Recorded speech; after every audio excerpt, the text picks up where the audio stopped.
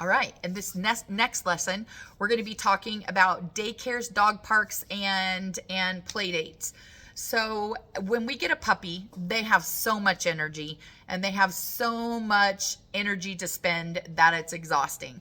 And so we always think that we have to physically exercise our dog to get them tired out. But these puppies, they recharge. They're like a fast charging adapter, and they can take a 2 or 5 minute nap and wake up and be ready to go again. And so we're always looking, especially if we're busy and we're working and we have young kids and they're driving the kids crazy, we're always looking for ways to be able to get our dogs tired so that they can rest and you can enjoy your puppies as they're getting bigger.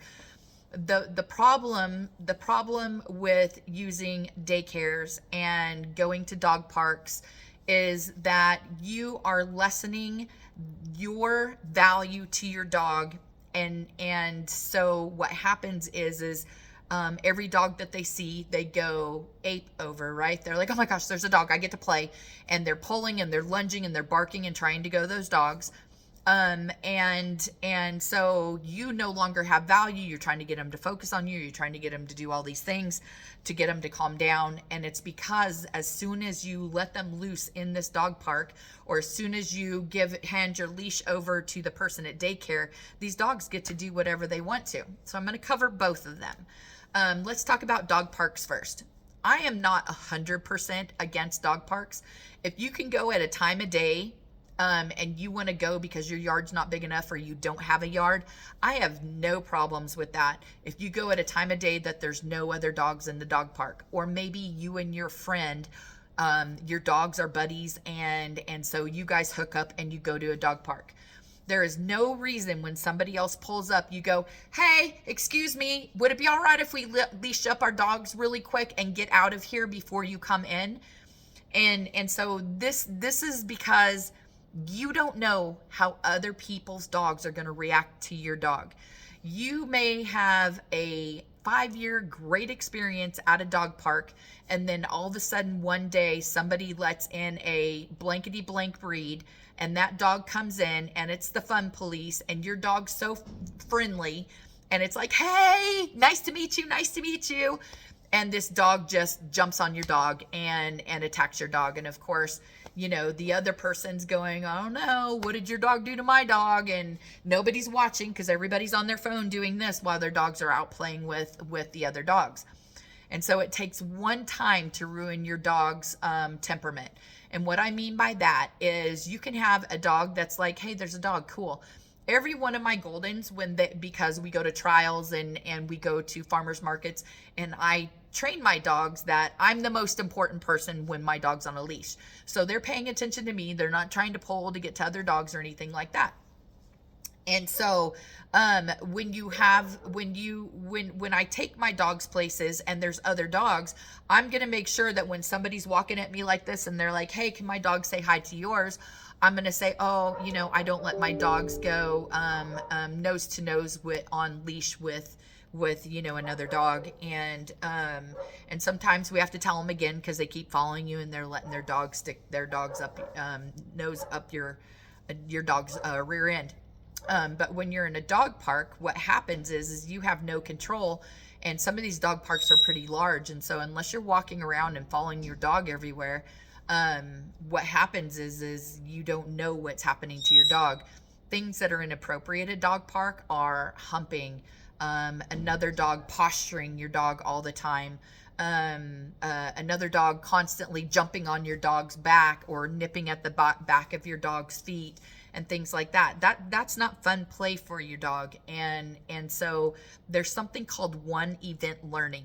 And so one event learning means that something has happened to your dog, either happened environment wise or happened that it could be your fault, right? I mean, if you take your dog to the dog park, it is your responsibility, even though you're not responsible for other people's dogs. You're the one that took your dog to the dog park. And so if your dog goes to the dog park and has a bad experience, then it can totally change your dog's personality to other animals. What I mean by that is they can start becoming fearful. You know, they see a dog and they're scared. Fear can turn into reactivity because I need to bark to make sure that dog goes away. or your dog can be selective about what kind of animal, a dog, that they are going to allow into their space. And so, what I mean by that is, let's just say that it was a Rottweiler that came flying into the dog park and came and corrected your dog, or attacked your dog. Then maybe every time that your dog sees a black and tan dog, they're going to be reactive to it or terrified of it. I'm going to tell you a story. This is a true story. I'm sorry, my bird is going crazy. I need to go over here so that you don't hear that squealing in the back. And I'm going to get him down so he stops. Go, go. Thank you. That way you don't have to hear that squealing. And so I had a bully in class, and I don't mean a person bully. I had a dog bully in class. Lovely little female, and it was during Thanksgiving, and so everybody left for Thanksgiving break. And so when she got back from Thanksgiving break, they came to class. She got out of the vehicle, and her dog had completely changed. It was lunging at every single one of the dogs. And when she was in classroom, I had to put her on an end seat, and we had to build a fence around her with all the things that all the partitions that I have in here. And she could barely hold her dog back. She was not aggressive towards me, but this dog wanted to hurt every single dog in the classroom. And just 2 weeks prior, she was lovely. And I asked her what happened. And she said that her mom didn't have a backyard, so they had to go to a local dog park and let her dog go to the bathroom. And so when she did, she had 2 doodles that attacked her, and she had staples in her neck, and they had bitten up her ears and things like this. So now the dog doesn't trust any dog. And so instead of being afraid of another dog, what happened is this dog now thinks that every time it sees a dog that it needs to, be reactive and go after it because she's so fearful. She did finish that night of class, and then the following week she got out of her truck and she was acting the same. She just loaded her vehicle. She just loaded her dog back up in the vehicle and went home. I did try to contact her so that we could do some privates and stuff, but I think she was embarrassed or whatever else. So I do not know what the end result was of this just beautiful young bully.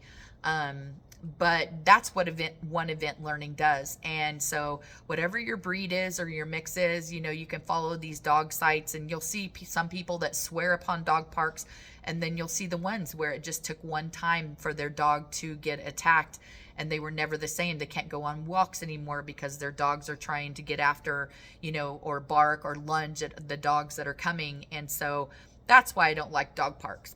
Doggy daycares are where you take your dog and you drop them off, and then your dog plays with other dogs under the supervision of the employees that are there. And then of course, most of these places hire college students that just sit back. They might be on their phones. We would hope not, but we see it a lot, and they're busy and they don't watch what happens. Same thing can happen under supervision. I know that our vets' offices get frequent injuries from doggy daycares, where they put the wrong dogs together and all like that. But what you think your dog is being worn out on, and they may be playing and stuff like that, but it's also stress related, and then you're losing your value with your dog because now whenever they're with you, they don't have that mental capacity and that wanting to focus and work with you, because when they go to doggy daycare, that's more important, and the dogs there are more important. And so I guess the biggest takeaway on doggy daycares are you're losing your dog to other dogs, and you don't become very important anymore. So your training suffers, and your dog's disposition may change and things like that. So I'm not a huge fan of doggy daycares. Plus, the Bordetella, the kennel cough, the the behavioral issues that you may get out of it and things like that. Just not a fan. Now, I do like dog walkers. I get a responsible one. I can send you references if you're here locally to Rocking Paw. I love play dates, especially if you have puppies. The best play dates are not other puppies. The best play dates are going to be a play date with an adult dog that knows when to stop.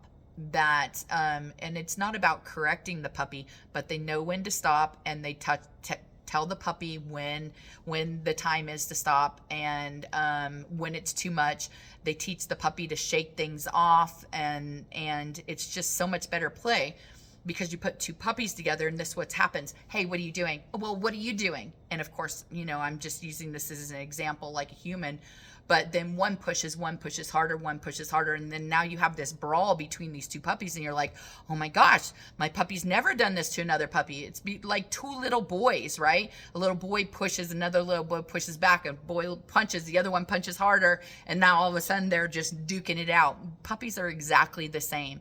And so an adult dog, a good adult dog, makes a much better play date.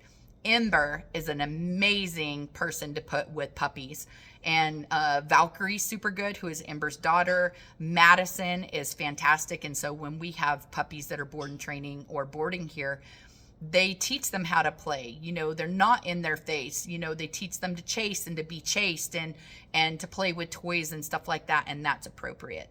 So anyways, that's my take on daycares and dog parks, which you will never hear me say that my dogs are ever at one.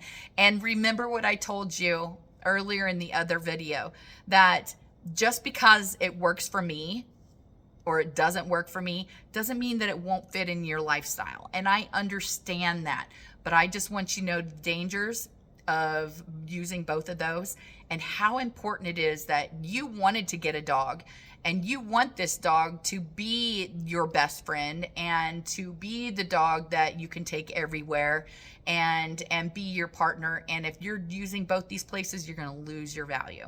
Anyways, if you have any questions on this or anything like that, just make sure and let's talk about it in one of our chats.